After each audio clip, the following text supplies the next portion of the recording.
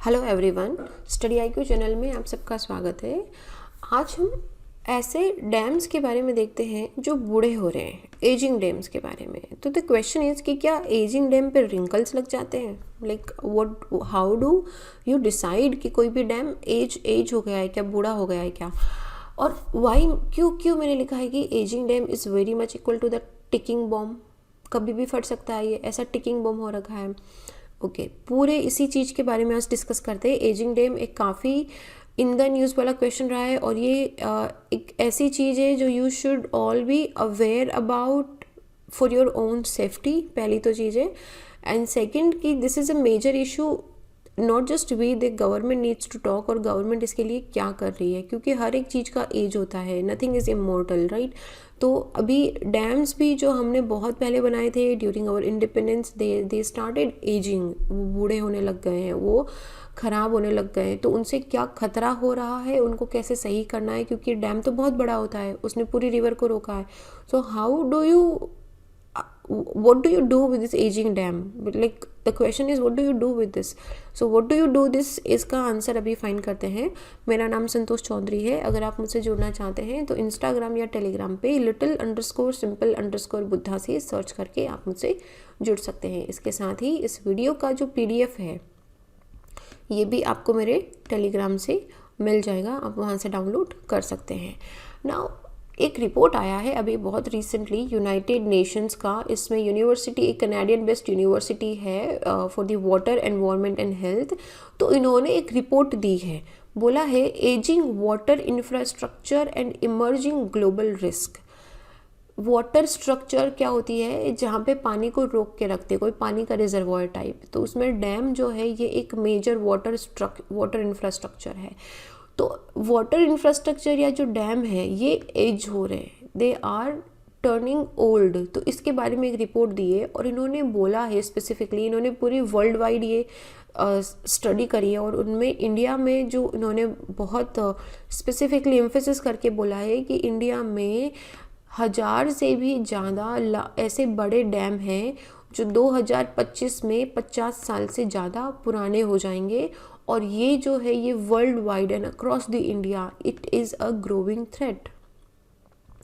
Report ने ये भी बोला है कि बाय 2050 मोस्ट ऑफ द लोग जो डाउन स्ट्रीम में रहते हैं वो, और जो डैम्स बनाए गए हैं, थाउजेंड्स ऑफ द डैम, वो 20th सेंचुरीज़ में बने थे और अभी यहाँ पर 2050 की बात करें और वो डैम बने 20th सेंचुरी के अंदर।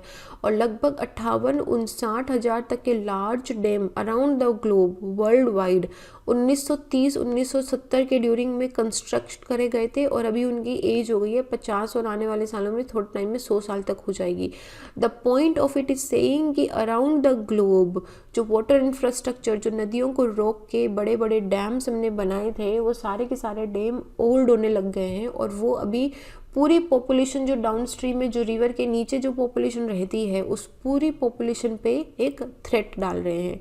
सो ये क्वेश्चन यही है कि क्या मतलब what do you understand by कि डैम बूढ़े होने लग गए, the science of ageing, is it having wrinkles, खांसी आ रही है उनको, चलने में दिक्कत हो रही है, क्या है प्रॉब्लम, क्या है? तो किसी भी डैम के अंदर जो एजिंग साइंस होते हैं ये होते हैं कि केसेस ऑफ डैम फेलियर, मतलब डैम के अंदर जो इक्विपमेंट्स लगे होते हैं, जो गराजेस लगे होते हैं, जो बैराज होती है, वो उसमें आपको मेंटेनेंस बहुत ज़्यादा करनी पड़ रही है, बार बार उसमें इशू आ रहे हैं, डैम फेल हो रहा है, या तो उसमें क्रैक्स आने लग गए हैं, उसकी जिस चीज़ से वो बना है उसमें आपको क्रैक्स दिखाई देंगे, आपको लगेगा कि वो टूटने लग गया है, it becomes old, the infrastructure becomes old. जैसे कि कोई बिल्डिंग है पुरानी हो जाती है तो वो वीक हो जाती है ना, तो ओवर द ईयर हर एक चीज़ वीक और पुरानी हो जाती है। Dam is also one of the example. तो इसमें क्या होगा कि जैसे ही ये जितना ज़्यादा पुराना होना लग जाएगा उतना ही ज़्यादा इसकी रिपेयर एंड मेंटेनेंस के अंदर खर्च करना पड़ेगा, progressively increase in the cost of repair and maintenance है। ऑल्सो जो रिजर्वायर ऑफ सेडिमेंट होता है, जैसे कि हम कैसे बनाते हैं डैम, यहाँ से रिवर आ रही है, यहाँ पे हमने एक डैम बना लिया और इधर से रिवर का हम फ्लो चेंज कर देते हैं और यहाँ पीछे हम एक लेक बना लेते हैं मैनमेड, जिसको हम बोलते हैं रिजर्वायर। नाउ ये डैम के साथ ही इस रिजर्वायर के अंदर सेडिमेंट लेवल जो है वो इंक्रीज होता जा रहा है, इसका मतलब है कि पानी का लेवल कम होता जा रहा है। ऐसे समझो ये बीकर है, जो ये रिजर्वायर का ऐसे वर्टिकल हमने सेक्शन बताया है। देखो रिवर का काम है कि वो इरोड करेगी, it will Erode, and with this erosion ये सेडिमेंट्स लेके आती है, ठीक है ना। ये सेडिमेंट्स क्या करेंगे कि रिवर के साथ, जनरली अगर हम डैम नहीं बनाते तो रिवर के साथ ये फ्लो होते हुए या तो फ्लड प्लेन्स में बिछ जाते हैं या फिर हमारे डेल्टा में बिछ जाते हैं। बट नाउ क्योंकि हमने रिजर्वॉयर बना दिया है, इसका मतलब है कि हमने रिवर के फ्लो को रोक दिया है, विच मीन्स कि जो सेडिमेंट्स रिवर के साथ बहते हुए आ रहे थे वो भी इसी रिजर्वॉयर के अंदर सेटल होना स्टार्ट हो जाएंगे। तो इनिशियली रिजर्वॉयर अगर इतने लेवल तक रहते हैं तो over the year the level of the level of sediment जो है ये इंक्रीज होना स्टार्ट हो जाता है। तो ये एक इनका वैसे ना एनुअल मेंटेनेंस होता है कि रिजर्वॉयर्स में से सेडिमेंट्स निकालेंगे, पर फिर ये बहुत कॉस्टली प्रोसेस होता है पूरा। तो ये है कि किस तरीके से हर साल इंक्रीजिंग रिजर्वॉयर सेडिमेंटेशन, और डैम का जो पूरा फंक्शनैलिटी और इफेक्टिवनेस है वो भी कंटिन्यूसली कम होने लग जाता है, क्योंकि इट इज़ नॉट लाइक जो मशीन जिसमें लगी है वो इतनी इफेक्टिव नहीं है, बार बार मेंटेनेंस कर रहे हैं तो हम बहुत ज़्यादा प्रेशराइज्ड वाटर भी नहीं डाल सकते हैं। तो इस तरीके से एजिंग साइन उसके दिखाई देने लग जाते हैं। और ये जो एजिंग केसेस हैं इनका analysis it also includes the dam decommissioning. Dam decommissioning क्या होता है ये अभी हम देखेंगे पूरा डिटेल में कि डैम डीकमीशनिंग क्या होता है। तो ये study USA, France, Canada, India, Japan, Zambia, Zimbabwe इन सब में करा गया था। और इसमें ये बोला गया था कि जो मिड 20th सेंचुरी के आसपास में जो डैम्स बने थे उसके बाद में उसके तब बहुत बड़े बड़े डैम्स बने थे अराउंड द ग्लोब। जो है लोग इसको डैम्स बनाते थे। हमारे जो पहले प्रधानमंत्री थे पंडित जवाहरलाल नेहरू, इन्होंने भी ये बात बोला था कि अभी डैम्स जो हैं ये हमारे न्यू टेम्पल्स है, they are our new temples. तो इतनी ज़्यादा इनकी इम्पोर्टेंस थी। लेकिन ये जो बड़ी ड्राइव चली थी ना कि बहुत ज़्यादा लार्ज डैम, बिग रेवोल्यूशन चलाया जाएगा, नदियों पे डैम्स बनाए जाएंगे, ये अभी ख़त्म हो गया है। अभी आप देखोगे तो अभी द नंबर ऑफ और जिस इंटेंसिटी से लार्ज डैम्स बनाए जाते हैं वो बहुत कम हो गया है। और जो उस वक्त में बने थे उन्होंने अपनी एज दिखाना स्टार्ट कर दी है। और दूसरी बात है कि जो मिड सेंचुरी में लार्ज डैम रिवोल्यूशन हुआ था वो वापस क्यों नहीं हो रहा है। बहुत सिंपल सा रीज़न है कि जितनी स्ट्रैटेजिक लोकेशंस थी मोस्टली उन पे बना लिया गया है, उन पे डैम्स ऑलरेडी हैं, तो उसकी वजह से पानी का फ्लो ऑलरेडी कम हो गया है। तो अभी ऐसे जितनी लोकेशंस बची नहीं है, क्योंकि डैम एक ऐसा चीज़ है कि मतलब this is the power electricity generation, hydro electricity generation बहुत पहले शुरू हो गया था 1920s एंड 1930s के आसपास। तो उसी वक्त पे सभी लोगों ने, तब इलेक्ट्रिसिटी का कोई और तो था नहीं मेथड, तो इसी वजह से ये इन्होंने बहुत जल्दी स्टार्ट कर दिया था। तो सारी स्ट्रैटेजिक लोकेशंस पे जहाँ पे बन सकता था वहाँ पे बना दिया गया है। तो अभी इतने चांसेस है नहीं। और रिपोर्ट में ये बात भी बोली गई है कि 55% तक के जो टोटल वर्ल्ड के डैम हैं, लगभग 32,000 के आसपास, ये सिर्फ 4 एशियन कंट्रीज़ में हैं। और कौन सी है वो 4 Asian country? China, India, Japan and south Korea. यहाँ पे लगभग 50 साल पुराने डैम हैं। और ये जो मेजर डैम्स हैं ये सबसे ज़्यादा थ्रेट पजेस कर रहे हैं, क्योंकि मैंने आपको अभी बताया ना कि किस तरीके से जो रिवर है यहाँ पे डैम बना दिया हमने। डैम जनरली जो होता है ये अपहिल पे बनता है, आपको पहाड़ों पे या किसी पहाड़ी के आसपास डैम दिखाई देगा, आपको कभी भी ऐसे चलती हुई रिवर में डैम नहीं दिखाई देगा। तो यहाँ से क्या होगा कि अगर ये डैम क्रैक हो गया, अगर ये फेल हो गया, तो यहाँ रिजर्वॉयर में जितना भी पानी है सारा का सारा पानी बह के नीचे वाले लोअर एरियाज़ में जाएगा। और यहाँ पे बसी हुई है पूरी पॉपुलेशन। ये आपको पता है कि रिवर के आसपास में सारी पॉपुलेशन मैक्सिमम बचती है, सारे एग्रीकल्चर हो गया, इंडस्ट्रीज़ हो गया, यहाँ पे मैक्सिमम पॉपुलेशन रहती है। जैसे गैंजेटिक प्लेन देख लो, मैक्सिमम पॉपुलेशन है। और ये अगर रिजर्वॉयर यहाँ से निकला, अगर ये डैम टूटा, तो ये सारा flood instantly with in a click, without any control, सारा फ्लड यहाँ पे बह के आएगा और ये पूरा हैवॉक मचा देगा, यहाँ पे पूरा डेवस्टेशन कर देगा। तो ये एक सबसे बड़ा थ्रेट है यहाँ पे। लार्ज डैम का जो कंस्ट्रक्शन हुआ था वो एशिया, यूरोप, नॉर्थ अमेरिका में 1960s एंड 70s के अंदर होना स्टार्ट हुआ था। अफ्रीका क्योंकि थोड़ा सा ये लेट इंडिपेंडेंट हुआ था, इसलिए 1980s में स्टार्ट हुआ था। रिलेटिवली 93% ऑफ जो वर्ल्ड के लार्ज डैम है ये जस्ट 25 कंट्रीज़ में ही बने हुए हैं। मतलब आप सोचो पूरे ग्लोब में 93% तक के जो लार्ज डैम है वो सिर्फ 25 नेशंस में बने हुए हैं। और इसमें से भी 52% तक का जो है वो सिर्फ 4 कंट्रीज़ में बने हुए हैं। तो इतना मतलब इन 4 कंट्रीज़ में थ्रेट और भी ज़्यादा है। तो ये अभी जैसे मैंने आपको बताया था कि कंटिन्यूसली न्यूली कंस्ट्रक्टेड जो लार्ज डैम्स हैं इनका प्रोग्रेसिवली डिक्लाइन क्यों होना स्टार्ट हो गया है, क्योंकि अभी देखो 50% ऑफ द रिवर वॉल्यूम भी ऑलरेडी डिफ्रेगमेंट हो गया है, हमने उसको रेगुलेट कर दिया डैम्स के थ्रू, तो जितनी भी लोकेशंस थी वहाँ पे ऑलरेडी बन चुका है। तो इंडिया के अंदर, इंडिया में बात करते हैं पर्टिकुलरली, इंडिया में लगभग 5400 लार्ज डैम्स हैं और उनकी स्टोरेज कैपेसिटी है 300 billion cubic metre, 300 billion cubic metre. And this is important. चाहे आप हाइड्रो इलेक्ट्रिसिटी जनरेशन के लिए बात कर लो, चाहे डैम से कनाल निकाल के हम जो इरिगेशन के लिए पानी यूज़ करते हैं, या हम वाटर सिक्योरिटी के लिए ले लो, इंडिया की इकोनॉमिक ग्रोथ के लिए, पॉवर्टी रिडक्शन के लिए, क्योंकि जो इलेक्ट्रिसिटी जनरेट हो रही है वो किसके काम आ रही है, देश के विकास के लिए काम आ रही है। तो इन सब चीज़ों के लिए डैम ज़रूरी है, हमने कंस्ट्रक्ट करें। और मेजरली जो डैम कंस्ट्रक्ट या मैनेज होता है वो होता है स्टेट गवर्नमेंट के थ्रू। तो अभी फिर वही क्वेश्चन है कि जो परफॉर्मेंस ऑफ इन डैम्स की है ये स्टेडिली डिक्लाइन होती जा रही है कंटिन्यूसली, और क्या फैक्टर्स हैं इसके पीछे, क्यों डिक्लाइन हो रही है ये। तो यहाँ पे एज एक फैक्टर दिया है कि age of the dam, continuously in जो डैम्स हैं इनकी जो एज है वो ज़्यादा होती जा रही है, इसकी वजह से डैमेज स्ट्रक्चर हो गया, स्ट्रक्चर काफ़ी डैमेज हो गया है। उसके बाद में इतनी फ्रीक्वेंट, मतलब इनको पूरी मेंटेनेंस एंड मॉनिटरिंग चाहिए होती है, ईयरली मेंटेनेंस एंड मॉनिटरिंग, पूरी एक कमिटी बन के एक टीम होके इनकी मॉनिटरिंग होती है, लेकिन वो इतना प्रॉपरली हो नहीं रही है। फिर outdated reservoir operation practice 1930s 40s के अंदर 60s में बने थे, तब टेक्नोलॉजी हमारे पास इतनी थी, उसके बाद तो बहुत नए इन्वेंशंस आ गए हैं।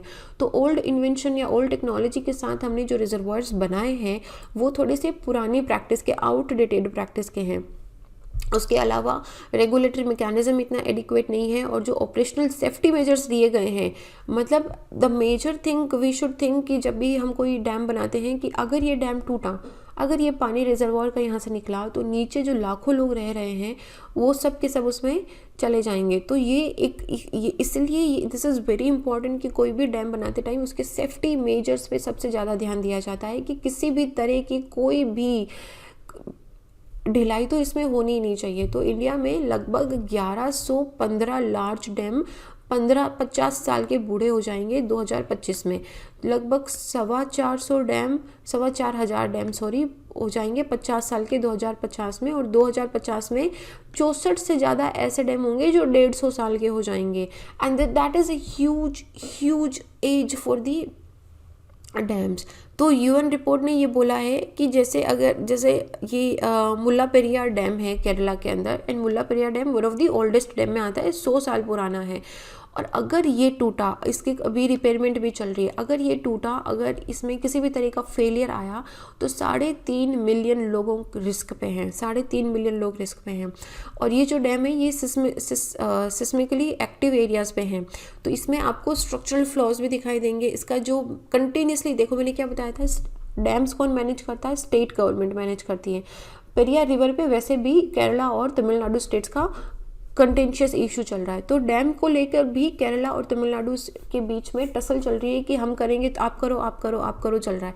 तो मैनेजमेंट के अंदर स्टेट की लड़ाई हो रही है, उसमें डैम जो है वो कंटिन्यूसली वीक होता जा रहा है, और इससे 3.5 मिलियन लोगों की जान को खतरा हो रहा है अगर किसी भी तरह का मिसहैप हुआ। जैसे कि 1979 के अंदर गुजरात के अंदर मोरबी डिस्ट्रिक्ट में एक डैम था, उसमें वो टूट गया था, इससे लीव ऑफ डिस्ट्रक्शंस थी। तो ये एक वेकअप कॉल था कि अभी हमको डैम सेफ्टी और security of the people, security of the nation के लिए we really have to be very agile. तो ये पब्लिक सेफ्टी के लिए ले लो, या फिर एस्केलेटिंग मेंटेनेंस कॉस्ट ले लो, रिजर्वायर सेडिमेंटेशन ले लो, या फिर नेचुरल रिवर के इकोसिस्टम को रीस्टोर करने के लिए, क्योंकि अगर आप डैम को डीकमीशन कर दोगे इसका मतलब हुआ कि रिवर वापस अपने फ्लो पे बहना स्टार्ट हो जाएगी। तो इसी वजह से डैम डीकमीशनिंग एक ऐसी चीज़ है, तो जब आप डैम का प्रपोजल लेके आते हो, या जब आप उसका पूरा प्लानिंग एंड डिज़ाइनिंग करते हो, तो उसमें dam decommissioning is one thing which should be seen as equally important as the dam building. जितना डैम को बनाना ज़रूरी है उतना ही उसको मेंटेन करना और सही समय आने पर उसको डीकमीशन करना, ये उतना ही ज़्यादा ज़रूरी है। तो क्वेश्चन है, डैम डीकमीशनिंग क्या होता है? डैम डीकमीशनिंग 3 तरीके से होता है। डैम को काम करने से रोकना, मतलब अभी उसको रिटायर करना, ऐसे समझो कि डैम को धीरे धीरे रिटायर कर रहे हैं। तो 3 तरीके से होता है इसमें, या तो हम डैम को रिटेन करते हैं, हम उसको तोड़ते नहीं है। लाइक ठीक है, हमने जो इंफ्रास्ट्रक्चर बना हुआ है उसको हम रखेंगे, लेकिन हम इसको किसी और पर्पज़ के लिए, हम इसे टूरिज़्म के लिए या फिर हम किसी और पर्पज़ के लिए इसको यूज़ कर देंगे, मॉडिफाई करके या बिना मॉडिफाई करके, जिसमें इतना पानी का प्रेशर ना लगे। क्योंकि पानी में बहुत प्रेशर होता है। जब आप रिजर्वॉयर यहाँ पे रहता है तो ये रिजर्वॉयर कंटिन्यूसली एक हिली एरिया पे है, और यहाँ पे अगर डैम बना हुआ है तो ये रिजर्वॉयर कंटिन्यूसली इस डैम पे प्रेशर लगाता है, और ये रिजर्वॉयर कंटिन्यूसली अर्थ की टेक्टोनिक प्लेट्स पे, क्योंकि पानी का वेट है यहाँ पे इतना बड़ा ये बना होता है, तो ये कंटिन्यूसली प्रेशर पुट करता है। तो हम क्या करेंगे, इस पानी को जाने देंगे, हम इसे छोड़ देंगे बिल्कुल। और बाकी ये जो डैम का कंस्ट्रक्शन बना हुआ है इसे हम किसी और काम के लिए यूज़ ले लेंगे। Partially removing the dam structure, आधा डैम स्ट्रक्चर रिमूव करके इसकी कैपेसिटी हाफ कर सकते हैं हम, जिससे थोड़ा प्रेशर कम हो जाएगा। या फिर पूरा का पूरा डैम स्ट्रक्चर हटा दो, बिल्कुल हटा दिया जाए उसे, उसका डीकमीशन कर दिया जाए, और उसके बाद में हम क्या करेंगे, वहाँ पे रिवर को फ्री फ्लो नेचुरल इकोसिस्टम को रिस्टोर कर देंगे। तो इसी चीज़ के लिए गवर्नमेंट ऑफ इंडिया ने एक ड्रिप करके एक प्रोजेक्ट लेके आए थे, dam rehabilitation and improvement project. ये प्रोजेक्ट था डैम डीकमीशनिंग के लिए। ओवर द ईयर ये रियलाइज़ करा गया कि डैम्स जो हैं वो वीक होते जा रहे हैं, उनकी कैपेसिटी डिक्रीज होती जा रही है। तो ऐसे में उनकी स्ट्रक्चरल, इलेक्ट्रोमैकेनिकल या इंस्ट्रूमेंटल जो वीकनेसेस हैं उनको ओवरकम करने के लिए, उनको एनालाइज करने के लिए, उनको इम्प्रूव करने के लिए या फिर रिहैबिलिटेशन के लिए ड्रिप प्रोजेक्ट चलाया गया था, dam rehabilitation and improvement project. तो इसमें 3 फेजेस हैं। फर्स्ट फेज़ का काम कंप्लीट हो चुका है। फर्स्ट फेज के लिए वर्ल्ड बैंक ने सपोर्ट करा था। तो यहाँ पे 223 डैम का रिहैबिलिटेशन जो है वो 2010 में, ये 2010 से चल रही है, 2010 में ये स्टार्ट हुई थी। तो तब से ये इसका चल रहा है कि डिफरेंट जो बैंक्स हैं, जो डैम्स हैं, उनमें रिहैबिलिटेशन, इनको वापस मेंटेन करा जाएगा।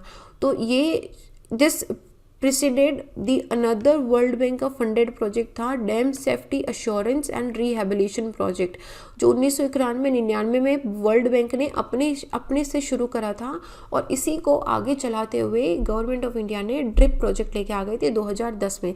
तो यहाँ पे वर्ल्ड बैंक फेज़ 1 के अंदर, ड्रिप 1 के अंदर अभी इसमें हमको फाइनेंशियली सपोर्ट कर रहा है। तो इसका एम क्या है कि हमको रिहैबिलिटेट करना है, और जो डैम्स हैं उनकी जितनी भी एसोसिएटेड इश्यूज़ हैं उनको रिजॉल्व करना है, और जो स्ट्रेंथ है उसको बढ़ाना है।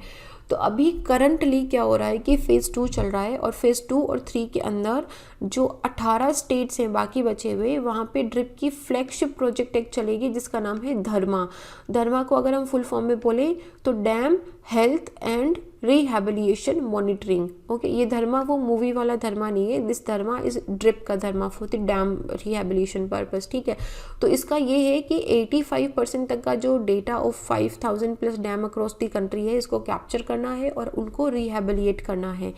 टोटल बजट जो 7000 करोड़ का है ड्रिप का सेकेंड एंड थर्ड फेज़ का, इसमें हमको ड्रिप 1 में हमको वर्ल्ड बैंक से मिल रही थी, drip 2 and 3 second and third phases में चलता है। देखो फेज़ में चलने का मतलब क्या हुआ कि पहले कुछ स्टेट्स में इंप्लीमेंट करा, फिर कुछ स्टेट्स में इंप्लीमेंट करा, इस तरीके से फेजेस होते हैं इनके।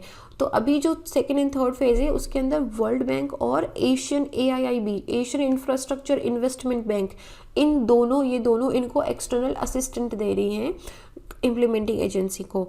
तो ये इस पे भी एम्फेसाइज़ कर रहे हैं कि जो टूरिज़्म हो गया, वाटर स्पोर्ट्स हो गया, फिशरी हो गया, सोलर पावर, या फिर a perfect balance between A structural resilience and economic resilience, इस प्रोजेक्ट के थ्रू इन्वाइस कराया जाएगा कि आपको टूरिज़्म को भी बढ़ावा देना है, वाटर स्पोर्ट्स को भी दो, अलाइंड एक्टिविटीज़ जो होती हैं इन सबको इन्विजन करके इस प्रोजेक्ट के अंदर इन्वॉल्व करा जाएगा।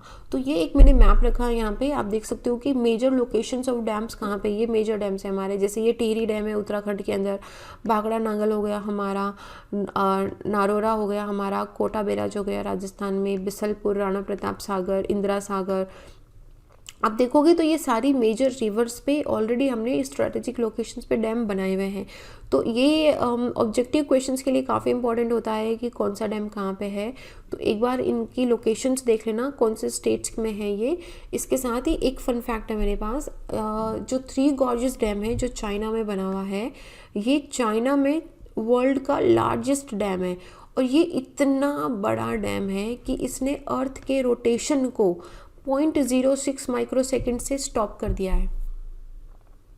अर्थ अपने एक्सिस पे रोटेट करती है एक स्पीड से। नाउ ये सिर्फ एक सिंगल डैम की बात कर रहे हैं, it is so powerful and it is so impactful on the earth rotation कि पूरे अर्थ के रोटेशन को विच इज़ सो ह्यूज उसको 0.06 माइक्रो सेकेंड। अभी आप बोलोगे कि 0.06 माइक्रो सेकेंड क्या होता है, it's not about the 0.06 micro second, it is about कि how powerful this one particular dam is. तो ये just I have added it for the fun fact. And now I have the question for you कि इनमें से India का oldest dam कौन सा है, सबसे पुराना डैम कौन सा है? कल्लानई डैम, हीराकुंड डैम, मैथुन डैम या फिर भवानी सागर डैम? इनमें से सबसे पुराना इंडिया का पहला डैम कौन सा है वो आपको मुझे बताना है कमेंट सेक्शन में लिख के। And this is it in this video. इस वीडियो का जो PDF है आप मेरे टेलीग्राम से डाउनलोड कर सकते हो, जो आपको मिल जाएगा little_simple_बुधा, सेम नाम से। इंस्टाग्राम पे भी मुझसे जुड़ सकते हो। And this is it here, I will see you guys in the next video. Till then be happy. जय हिंद।